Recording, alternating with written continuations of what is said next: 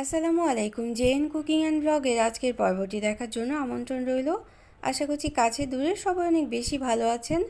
আম এবং সাবুদানা দিয়ে খুবই সুস্বাদু মজাদার একটি ডেজার্ট রেসিপি শেয়ার করব।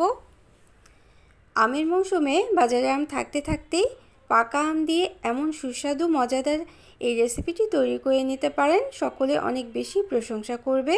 তো আমার রেসিপিগুলি ভালো লাগলে চ্যানেলটাকে সাবস্ক্রাইব করে সাথে থাকতে পারেন।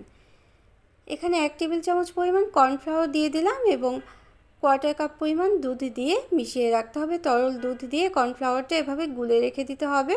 সব কিছু প্রিপারেশন করে নিলে খুব সহজেই এই ডেজার্টটা তৈরি করে নেওয়া যেতে পারে। এখানে 1 টেবিল চামচ পরিমাণ চিয়া সিড দিয়ে দিলাম। চিয়া সিডটাও আমি পানি দিয়ে ভিজিয়ে রেখে দিলাম।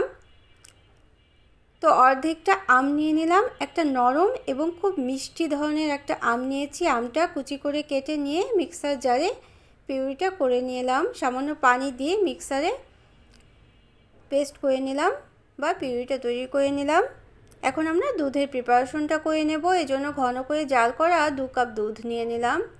3 কাপ দুধকে জাল করে আমি ঘন করে নিয়েছি। এখানে 1/3 কাপ পরিমাণ চিনি দিয়ে দিলাম। চিনির পরিমাণটা পছন্দ অনুযায়ী কম বা বেশি দিয়ে নিতে পারেন। আর যে আমরা কর্নফ্লাওয়ারটা গুলে রেখেছিলাম এই কর্নফ্লাওয়ারটাও দিয়ে দিলাম। দেওয়ার আগে অবশ্যই আরেকবার নেড়ে তারপর দিয়ে দিতে হবে, কারণ কর্নফ্লাওয়ারটা গুলে রাখলে বসে যেতে পারে। কর্নফ্লাওয়ারের পরিবর্তে কাস্টার্ড পাউডারও দেওয়া যেতে পারে। তারপর দুধের মধ্যে 7-8 মিনিট সময় নেড়ে নিতে হবে। নেড়ে যখন বলক চলে আসবে এবং একটু ঘন হয়ে আসবে, তখন আমরা যে পাত্রে আজকে কাস্টার্ডটা সেট করব তার মধ্যে ঢেলে দেব এই মিল্কটা। তো আমার রেসিপিগুলি ভালো লাগলে লাইক, কমেন্ট এবং শেয়ার করে নিতে পারেন ফ্রেন্ডস অ্যান্ড ফ্যামিলির সাথে। কোয়ার্টার চা চামচ পরিমাণ ভ্যানিলা এসেন্সও দুধের সাথে মিশিয়ে আমি ফ্রিজের নর্মাল পোর্শনে রেখে দেব। এখন আমরা সাবুদানাটা তৈরি করে নেব, প্রিপারেশন করে নেব। সাবুদানাটা বয়েল করে নেওয়ার জন্য আমি সসপ্যানে পানি দিয়ে দিলাম। 3 গুণ পরিমাণ পানি দিয়েছি।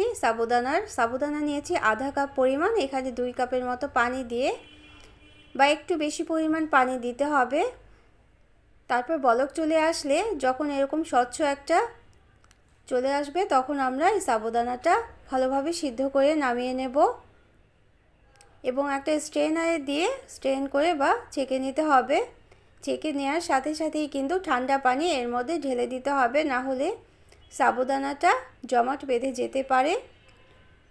তো প্রয়োজনে ঠান্ডা পানি অল্প একটু মিশিয়ে রেখে দিতে হবে, না হলে সাবুদানাটা অনেক বেশি জমাট বেঁধে যায়। তো আমরা দুধটা ঠান্ডা করে আমরা ফ্রিজে নর্মাল পোর্শনে রেখেছিলাম, সেটা নামিয়ে নিলাম। ঠান্ডা ঠান্ডা এমন একটি সাবুদানার ডেজার্টটা খেতে কিন্তু অসম্ভব ভালো লাগে। তো আমের পিউরিটা আমরা দুধের সাথে খুব ভালোভাবে মিশিয়ে নিব। এটা জাল করেও মিশিয়ে নেওয়া যেতে পারে, তবে আমি জাল করে দেইনি। ঠান্ডা দুধের সাথেই মিশিয়ে নিলাম। খুব ভালোভাবেই কিন্তু মিশে যায় এইভাবে করে দিলে। ঠান্ডা ঠান্ডা খেতেই কিন্তু ভালো লাগে।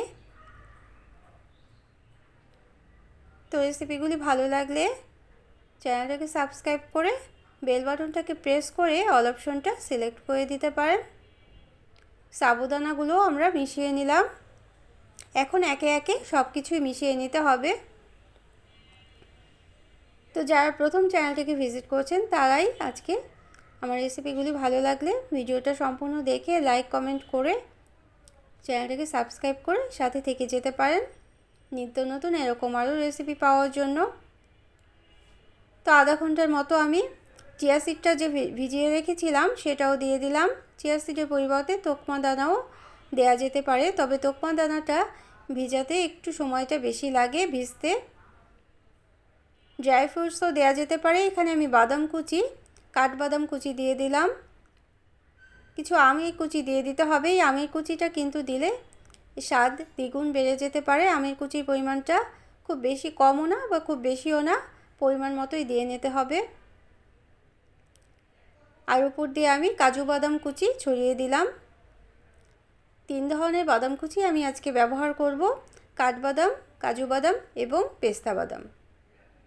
এভাবে বাদাম কুচি যখন খাওয়ার সময় দাঁতের নিচে পড়বে তখন কিন্তু অসম্ভব ভালো লাগবে খেতে। তো আমি পরিবেশন করে নিচ্ছি। এভাবে বাটিতে পরিবেশন করে উপরে আমরা পেস্তা বাদাম কুচিগুলোও দিয়ে দেব। তো আজকের রেসিপিটি কেমন লাগলো অবশ্যই কমেন্ট করে জানাবেন। নতুন নতুন এরকম আরও রেসিপি পাওয়ার জন্য চ্যানেলটাকে সাবস্ক্রাইব করে সাথে থাকতে পারেন। যারা সাথে আছেন তাদের জন্য রইল অসংখ্য অসংখ্য ধন্যবাদ। অবশ্যই কিন্তু ফ্রিজে রেখে ঠান্ডা করে এই ডেজার্টটা খেতে পারেন। আমের মৌসুমে আম ফুরিয়ে যাওয়ার আগেই পাকা আম দিয়ে এমন একটি কাস্টার্ড বা ডেজার্টটা তৈরি করে নিতেই পারেন। অতিথি আপ্যায়নে বিকালে নাস্তায় খুবই ভালো লাগবে খেতে।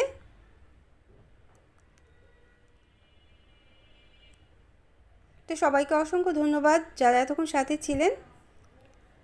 সবাই অনেক বেশি ভালো থাকবেন, আমাদের জন্য দোয়া করবেন। নিত্য নতুন এরকম আরও রেসিপি পাওয়ার জন্য সাথে থাকবেন। Thanks for watching. আল্লাহ হাফেজ।